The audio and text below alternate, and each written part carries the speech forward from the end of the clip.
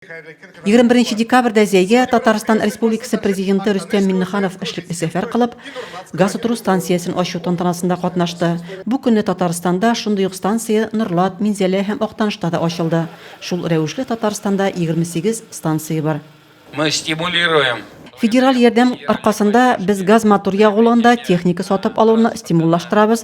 Моннан тыш бездә техниканы газ мотор ягулыгына күчерү буенча тулы бер программа бар.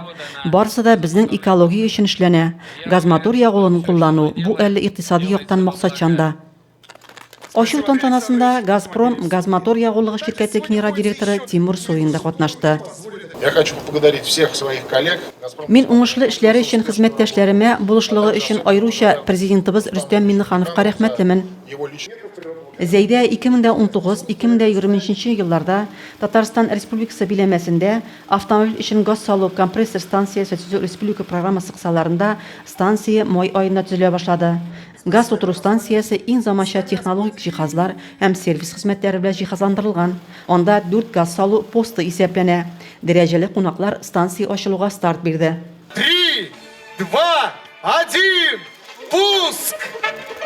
Бүгенге көндә Татарстанда 9000 якын автомобиль газ ягулыгы белән йөри. Шунысы игътибарга лаек. Газ мотор ягулыгын куллану экологик һәм икътисади яктан отышлы. Рәзимә Кашапова, Денис Ипатов, Зәй хәбәрләре.